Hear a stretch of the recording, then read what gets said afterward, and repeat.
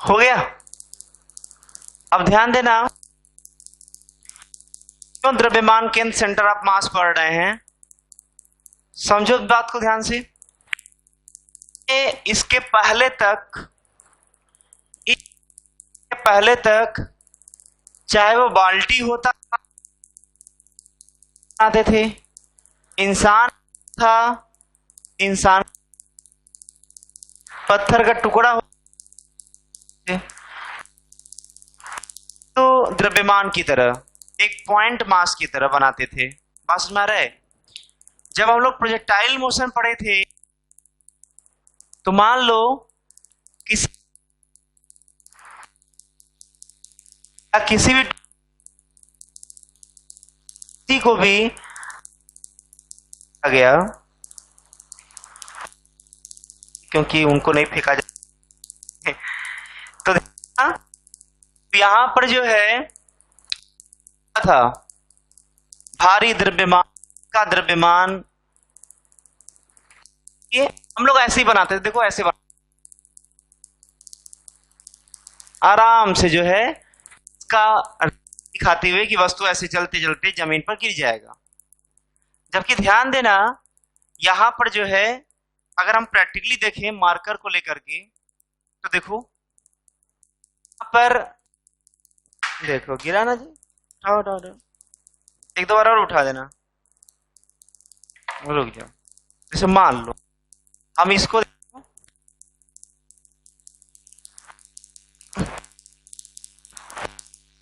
इसको देखो,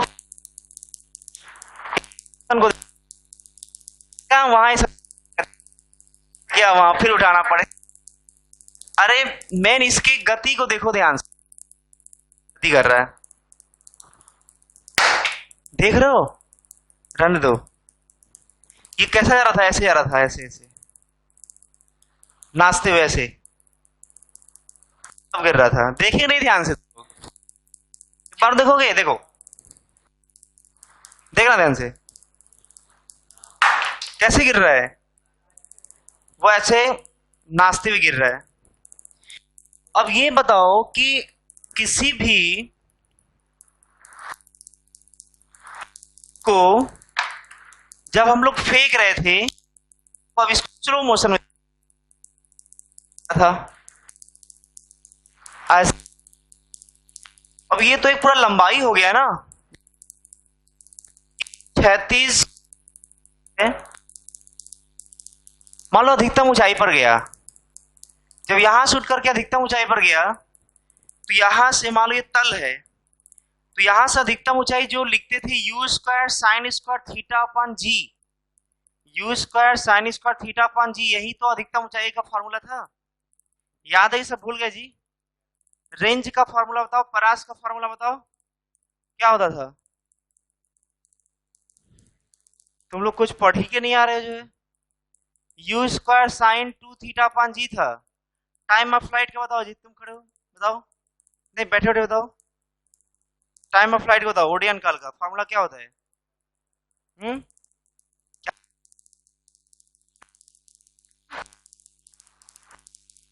है ना? मान लो यहां से उड़ यहां पर आया, तो 36 तल से जो formula you square sine square theta upon 2g हुआ करता था, ये जो हाइट लेते थे, वो 36 तल से किसका हाइट लेते थे? इसका, क्योंकि इसका हाइट लोगे तो कुछ और आएगा, इसका हाइट लोगे तो कुछ और आएगा, तो ना वो जो फॉर्मूला बोल रहे थे ना वो इसका हाइट बताएगा ना इसका हाइट बताएगा, इस निकाय का जहां द्रव्यमान केंद्र होगा उसका हाइट बताएगा। और ध्यान दो, ये भले है ऐसे, लेकिन ये तो आ रहे हैं ना रास्ता, ये इसके सिर्फ द्रव्यमान केंद्र का है, जो द्रव्यमान केंद्र इसके अंदर कहीं भी होगा ना, सिर्फ उसी का ये रास्ता है। बाकी इसके अदर जो भाग हैं, दूसरे भाग हैं, वो चाहे कहीं भी नाचे, इधर उधर भागे, कुछ भी करें, ये जो रास्ता, तुम देखोगे जब हम नचा करके ऐसे फेंक रहे थे ना, एक ऐसा इसमें पॉइंट था, तुम ध्यान से देखे होते तो तुम्हें दिखता, एक ऐसा बिंदु था जो नाच ही नहीं रहा था, वो सिर्फ ऐसे चल रहा था। इसमें से एक ऐसा बिंदु था जो घूम नहीं रहा था, वो सिर्फ ऐसे चल रहा था। एक बार और तुम्हें दिखा दे रहे हैं, तुम देखना, एक ऐसा बिंदु इसमें ढूंढना, वो बिंदु जो है वो पॉइंट तुम्हें नाचता हुआ दिखेगा ही नहीं, वो तुम्हें सिर्फ ऐसे जाते हुए दिखेगा। देख सकते हो, देखो इसको जो है, एक बिंदु ऐसा होगा जो टाइल मोशन करेगा। उसमें क्या था ना, जिसके पिता सब नाचते थे, लेकिन वो रुक करके वो ऐसे, बाकी सब वो ऐसे उसके अबाउट, उसके परिता जो है घूम रहे थे। बात समझे कि नहीं? तो हम लोग जो, अब तुम जो लिखा हुआ है ना, पढ़ो उसको, जो भी लिखा हुआ है तुम्हें समझ में आएगा। हम क्या लिखवाए थे कि किसी निकाय के ऊपर लगने वाला बल, अब आने वाला त्वरण और त्वरण के वाला वेग, ये किसी, देखो इधर देखो, वो किसी अन्य बिंदु का ना होकर के सिर्फ द्रव्यमान केंद्र का होता है। मतलब mg मार्कर यहां बना दिए ऐसे, मान लो मार्कर है ये, यहां बना दिया। mg यहां पर नहीं बना दोगे, गलत हो जाएगा, mg यहां नहीं लग रहा है। बीच क्या, ये बोलना ज्यादा सही रहेगा, बीच में नहीं लगेगा, ये बोलना सही रहेगा कि इसका जहां द्रव्यमान केंद्र मिल जाएगा, मान लो यहां पर द्रव्यमान केंद्र मिला ना, तो mg यहीं पर लगेगा। बस में आ रहा है? और ध्यान देना, तो इसके कारण जो त्वरण आएगा जी, वो भी इसी द्रव्यमान केंद्र का ही त्वरण होगा। जो वेग आएगा वो द्रव्यमान का होगा, बाकी किसी का भी वो वेग नहीं होगा, द्रव्यमान का वेग होगा। और जो चलेगा वो भी चलेगा, तो जो ये रास्ता होगा वो भी द्रव्यमान केंद्र का ही होगा। भले वो कोई टुकड़ा फेंका जाए जो ऐसे घूमते हुए, नाचते हुए जमीन पर गिर जाए, समझे कि नहीं? लेकिन वो जो गति है वो किसका है? उसके द्रव्यमान केंद्र का है।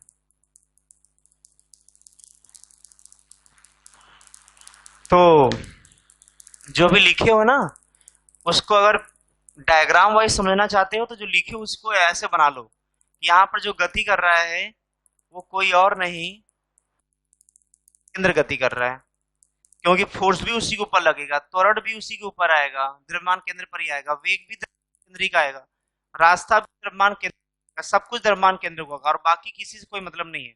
बहुत अच्छा पॉइंट है, लिख लो इसको, बहुत इंपॉर्टेंट है। अगर ये मालूम चले ना कि ये रास्ता किसका होता है, किसी और का नहीं, द्रव्यमान केंद्र का होता है। लिखो बढ़िया से, अच्छे से लिख लो एकदम, जैसे लिख लो ऐसे, उसके नीचे जैसे यदि plus you sine theta minus G T J cap, अगर पढ़े होगे तो तुम्हें मालूम होगा, यही आता है वेग, किसी भी समय पर यही होता है। ये होता है एक्स की दिशा में और ये होता है वाई की दिशा में। तो ये जो वेग आया है एक्स और वाई की दिशा में, तो आने वाला वेग भी, जैसे मान लो कि कोई कोऑर्डिनेट सिस्टम ऐसे दिया हुआ है एक्स और वाई, ये ओरिजिन होगा,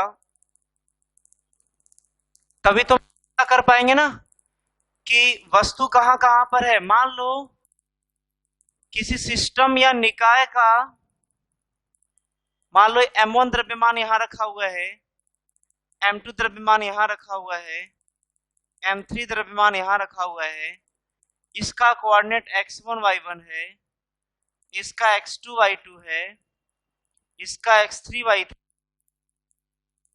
वो प्लस माइनस नहीं ध्यान दे रहे हैं, क्योंकि जो प्लस माइनस होगा वो देगा ना, तो क्या टेंशन लेना। और सिर्फ 3 ही द्रव्यमान नहीं होगा, ऐसे बहुत सारे हो सकते हैं। क्लियर ना?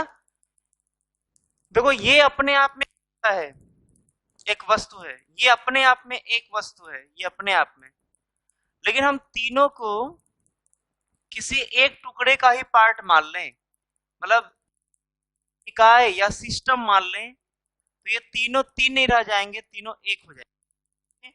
मान लो ये है, देखो अभी दो पार्ट में तोड़ दिया, देखो ये तीन पार्ट में टूट गया, टूट सकता है कि नहीं? अगर टूट जाता तो देखो तीन पार्ट बोल देते, फिर तोड़ करके चार पार्ट हो गया तो तीन चार पार्ट में बट गया।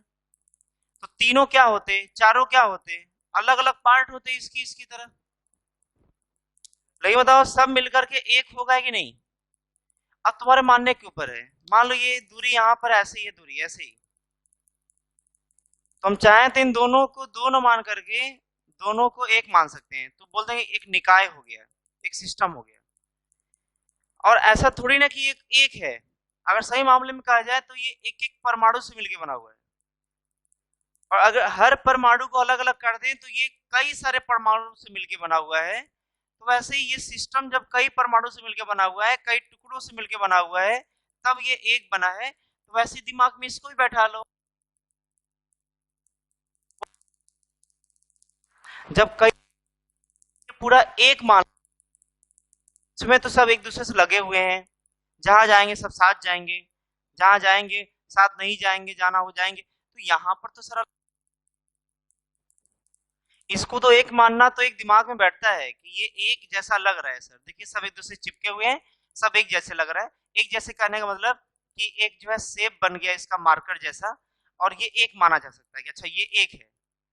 लेकिन इसको कैसे एक मान सकते हैं अलग अलग दूरी पर? ऐसा बात नहीं है। तो इसको साइंस के हिसाब से सोचो, विज्ञान के हिसाब से, तो ये कह सकते हो कि एक ऐसा टुकड़ा होगा जो चिपकाया गया है उसके बगल वाले टुकड़े से, वो टुकड़ा होगा वो चिपकाया गया है अपने बगल वाले टुकड़े से, और सब एक दूसरे से चिपकाए गए हैं। तो अगर सबको एक मान लिया तो पूरा एक हो गया और एक सिस्टम हो गया। लेकिन ये भी कह सकते हैं कि नहीं, हमको कई सारे टुकड़े दिख रहे हैं, भले चिपके हुए अलग कैसे, लेकिन कई सारे टुकड़े दिख रहे हैं। हम तो तुम अलग अलग भी देख सकते हो, नजरिया अपना अपना जो सोचने का तरीका है वो ये भी बदल सकते हो कि इसमें कई सारे टुकड़े हैं, लेकिन सबको हम क्या मान लिए, एक मान लिए। तो उसी तरीके का यहाँ भी है, कई सारे टुकड़े लेकिन सबको क्या मान सकते हो, एक मान सकते हो। जब एक मानोगे तो उसका कहीं ना कहीं द्रव्यमान केंद्र मिलेगा, तो इन सब तीनों का द्रव्यमान केंद्र कहीं ना कहीं मिलेगा। उसी का द्रव्यमान केंद्र मालूम करने के लिए हम लोग एक फॉर्मूला यूज करते हैं कि तीनों का द्रव्यमान केंद्र कहाँ मिलेगा। उसके लिए देखो ध्यान देना, एक्सियम, एक्सियम का मतलब हुआ एक्स की दिशा में,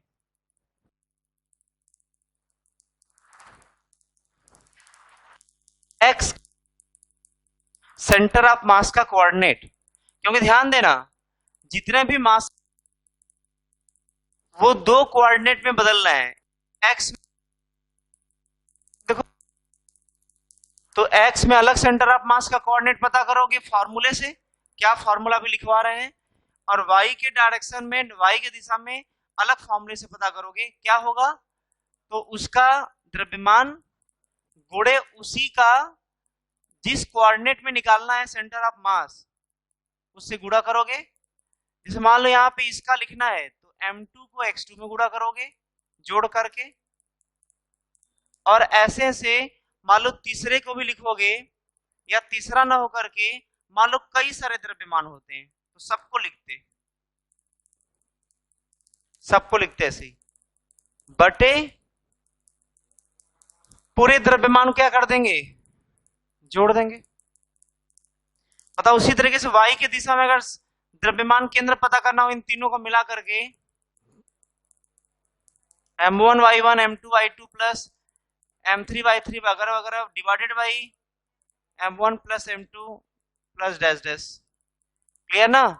ये देखो बेसिक फॉर्मूला। अगर z दिया रहता, यदि दिया रहता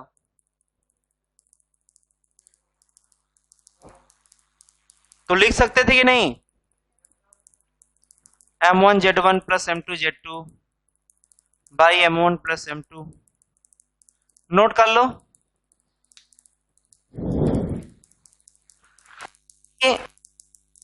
आंसर क्या होगा,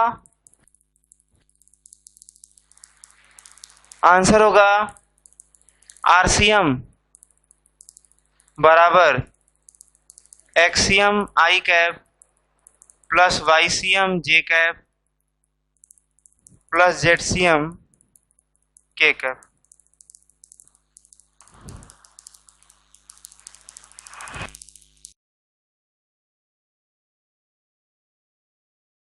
देखो इसका ध्यान देना, सॉल्यूशन बता। XCM is equal to M1x1 plus M2x2 plus M3x3 by M1 plus M2 plus M3। अपने मन से किसी को भी M1 M2 M3 मान सकते हो, अपने मन से मानो किसी को M1 M, इसको M1 मान लो, इसको M2 मान लो, मान लो किसी न किसी को कुछ ना कुछ तो मानना ही पड़ेगा। तो M1 कितना हो गया तब 2 kg। बताओ 2 kg वाला X1 कितना होगा, जो पहला होता है वही X1 होता है, X 3 प्लस बताओ M2 कितना हो गया 3 गुणे, क्योंकि ओरिजिन पर रखा है तो 0,0 हो जाएगा, तो 0 हो गया X कोऑर्डिनेट, प्लस M3 5 गुणे X3 -3 डिवाइडेड बाई टोटल द्रव्यमान 2 प्लस 3 प्लस 5 6 और ये -15, तो -15 में 6 गया -9/10 -0.9 मीटर, ये आ गया एक्सियम। वाईसीएम पाना है, चलो अपने मन में ही ऐसा फॉर्मूला बना लो दिमाग में। तो बताओ M1 2 kg, Y1 ये होगा 4 plus M2 3 Y2 0 plus M3 5 Y3 -1 बटे 2 प्लस 3 प्लस 5, ये आ गया 8, ये आ गया -5, 8 में से 5 गया,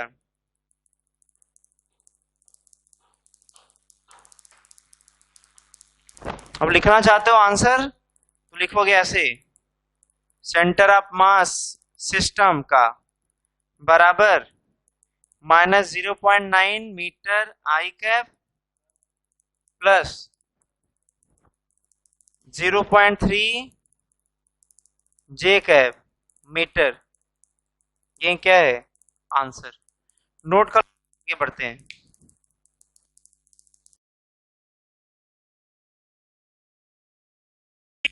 निकालना है ऐसे, तो कभी भी द्रव्यमान केंद्र किसी भी सिस्टम का अगर पूछेगा तो ये जरूर दिया रहेगा कहां से, और जहां से तो क्या ओरिजिन मान लिया करो 0,0, और कोई भी अपने मन के अनुसार जो तुम्हें सही लगे एक्स और वाई एक्सिस बना दिया करो, ऐसा करते ही तुम्हें सब कुछ दिखने लगेगा कैसे कैसे हमें हल करना चाहिए। बताओ इसको M1 मान लो, M1 का कोऑर्डिनेट हो गया 0,0, 3 kg का कोऑर्डिनेट हो जाएगा। बताओ एक्स एक्सिस पर y 0 हो जाएगा। बताओ ओरिजिन से कितने दूरी पर है 3 मीटर, तो इसका x कोऑर्डिनेट 3 और y कोऑर्डिनेट 0, y एक्सिस पर क्या 0 हो जाएगा x 0 हो गया। बताओ y का कितना दूरी है 4, तो 0,4 बस कोऑर्डिनेट हो गया। इसको M1 मान लो, इसको M2 मान लो, इसको M3 मान लो। अब लिखो फॉर्मूला, एक्सियम बराबर M1x1 plus M2x2 plus M3x3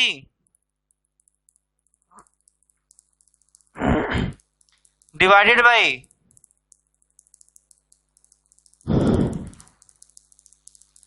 फिर आ गया 9 जी, 0.9 मीटर आ गया। YCM बताओ, M1 Y1 M2 Y2 3 into 0 M3 Y3 नहीं, M3Y3 5 इंटू 4 बटे 10 ना, टोटल द्रव्यमान 10 है, 12/10 आ गया है 2 मीटर। तो देखो ध्यान देना, क्या आंसर क्या लिखोगे बताओ?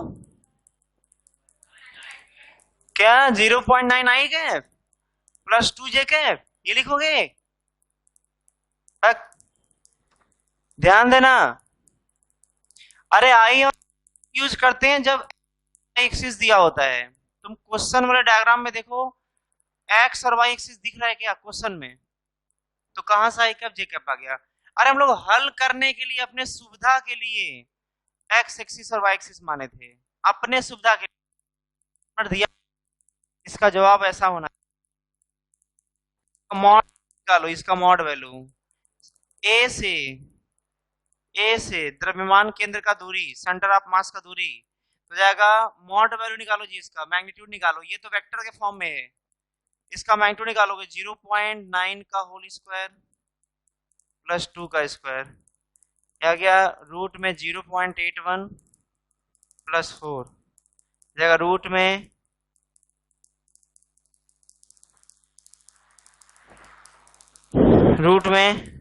4.81 मीटर।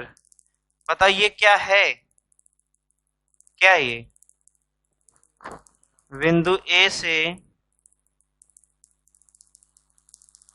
सेंटर ऑफ मास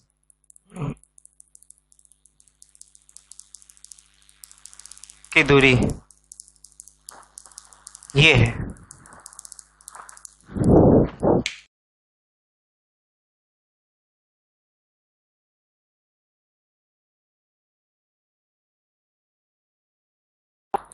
ये बताओ, ये दिया हुआ है स्थिति सदिश, सदिश दिया हुआ है, तो ये बताओ अगर एक्सियम निकालना हुआ तो एक्सियम कैसे आएगा? एक्सियम देखो माने ना, m1 x1 plus m2 x2 divide plus, तो इधर बार लिखोगे, देखो ये हो गया m1 मान लो, इसको m2 मान लो, m1 m2, तो क्या लिखोगे? एक्सियम इक्वल टू क्या लिखोगे? m1 x1 m1 into x1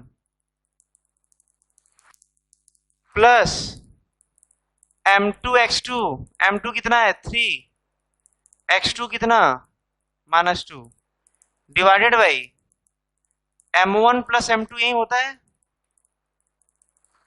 -2 -6 कितना हुआ? -8/5। ऐसा गलती नहीं की हो ना तब, या तो दिया नहीं है, तो आई कैप नहीं दिया है तो क्या हो जाएगा? 0, क्योंकि अगर होता तो कुछ दिया रहता। ये हो जाएगा 2 इंटू 0 प्लस 3 इंटू -2 कितना आ जाएगा? -6 बाई क्या 5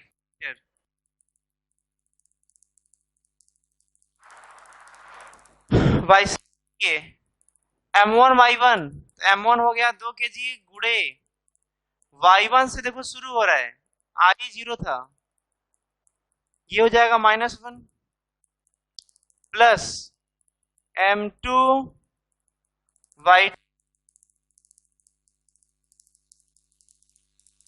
कितना गया 6 और -2 4 metre. ZCM m1 Z1 plus m2 Z2 3 गुड़े 5 बटे 3 प्लस 2। अब बताओ क्या आ जाएगा? कितना? 15 और 6 21/5 मीटर। अब देखो आई जे के में आंसर देना है, क्योंकि क्वेश्चन में आई जे के दिया था, तो लिख दो आंसर -6/5 आई कैप प्लस 4/5 जे कैप प्लस 21/5 के कैप मीटर। ये पूरा आंसर होगा, नोट कर लो।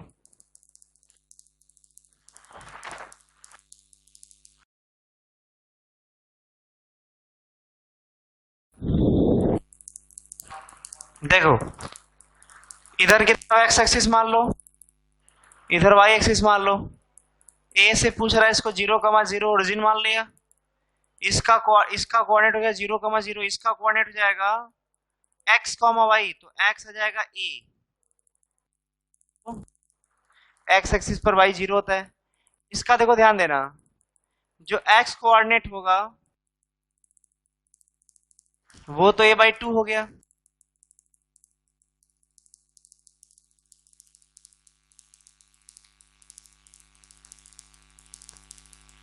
तो ये क्या है बताओ?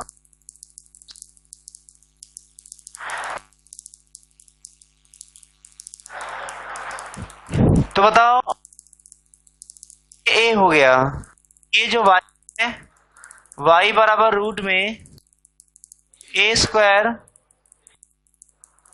a² माइनस a²/4 हो जाएगा क्या? ये कितना आ जाएगा? a/2√3। बोलो, a/2√3। ये आ गया a/2√3। अब देखो तीनों को कोऑर्डिनेट मिल गया। अब एक्सियम बताओ क्या होगा? x में सेंटर ऑफ मास, तो 3 द्रव्यमान है, इसको m2 m3 मान लो, m1 m2 m3 मानो।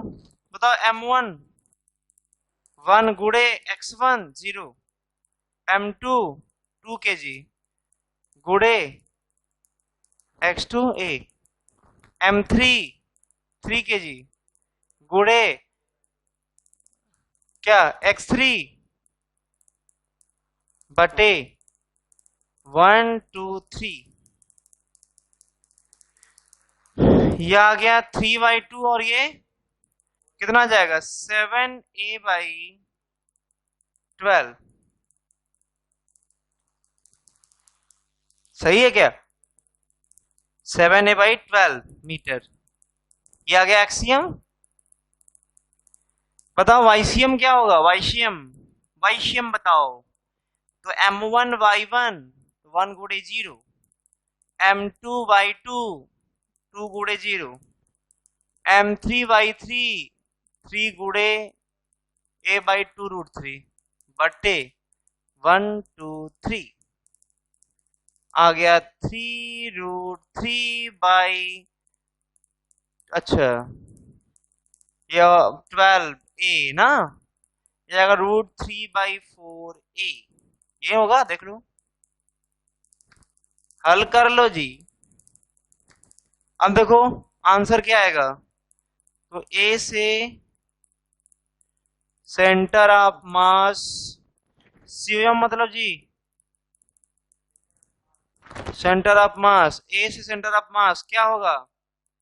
7a/12 का होल स्क्वायर प्लस √3/4 का ए का होल स्क्वायर। ए बाहर निकल गया, और क्या बाहर निकलेगा? 4, तो यहां बचेगा 3, तो 49/9। यहां पर क्या बचेगा? 3 ना, बाकी हल कर लेना,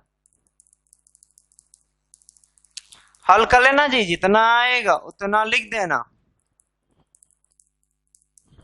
तो x cm equal to m1 x1 plus m2 x2 plus dash dash by m1 plus m2 plus dash dash जो भी होगा।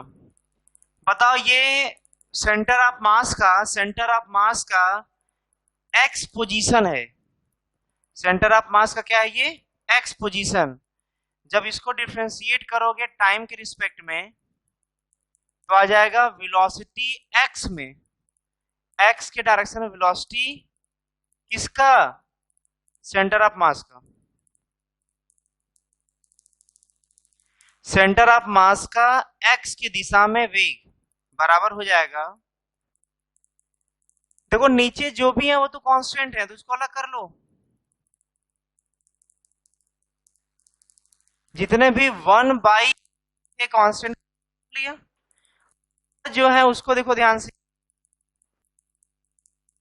जब सेट कर दिए तो इस तरह सेट करोगे, नहीं लिख सकते हो 1x1 प्लस 2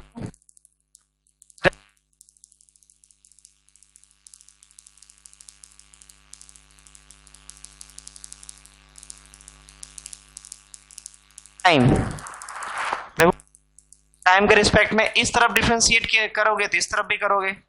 अब नियम क्या होता है डिफरेंशिएशन का, जो नीचे कांस्टेंट उसको बाहर निकालो, तो 1/m1 प्लस m2 ये सब बाहर निकल जाएगा, अंदर क्या बचेगा, देखो ध्यान देना, dt को ले लो dm1x1 के साथ,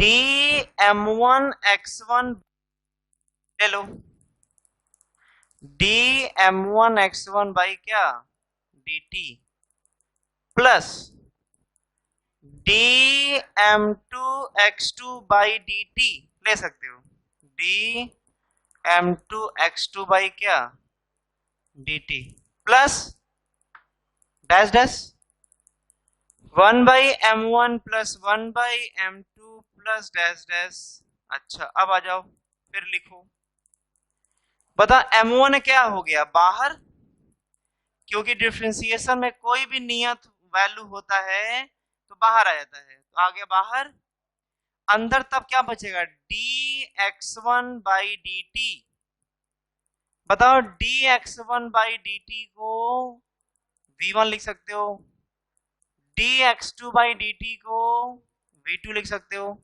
मतलब देखो x को डिफरेंशिएट करोगे तो वेलोसिटी आएगा ना, या vx1 लिख लो, vx1 का मतलब हुआ पहले वाले वस्तु के x की दिशा में जब डिफरेंशिएट करेंगे तो पहले वाले वस्तु का x की दिशा में वेग आएगा, जब दूसरे वाले वस्तु का दूसरे वाले स्थिति को डिफरेंशिएट करेंगे समय के रिस्पेक्ट में तो दूसरे वाले का x की दिशा में वेग आएगा, ये लिख सकते हैं। तो m1 बाहर निकाल दिया, dx1 बाई dt को क्या लिख देंगे vx1 प्लस m2 बाहर निकालो dx2 अपॉन dt, तो dx2 अपॉन dt को vx2 प्लस डैश डैश, अब जो नीचे ये निकाले थे बाहर ना उसको फिर अंदर कर दो, हो जाएगा m1 vx1 plus m2 vx2 plus dash dash by m1 plus m2। ध्यान देना फॉर्मूले को याद करने में कोई कष्ट नहीं है, बताओ इसका फॉर्मूला क्या याद किए थे, m1 x1 plus m2 x2 dash dash by m1, कोई अंतर नहीं है, जहां जहां पर x1 x2 है वहीं पर वेलोसिटी रख देंगे, देखो m1 vx1 plus m2 vx2 plus dash dash by m1 plus m2, अंतर क्या या पहले वाले फार्मूले और इस फार्मूले में, जहां पर पोजीशन रखा करते थे वहां वेलोसिटी रख दिया करेंगे, वो सेंटर ऑफ मास का वेलोसिटी आ जाएगा x के दिशा में, x के दिशा में सेंटर ऑफ मास का वेलोसिटी आ जाएगा, नोट कर लो, याद करने में कोई कष्ट नहीं है, पहले जैसा है।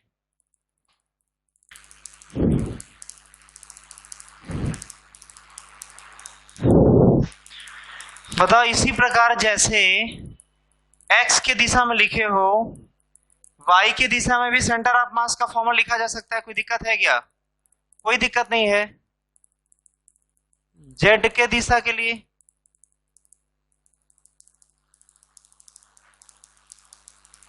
क्या हो जाएगा, वेलोसिटी z के दिशा में सेंटर ऑफ मास का बराबर m1 vz1 plus dash dash by m1 plus dash dash, ये हो जाएगा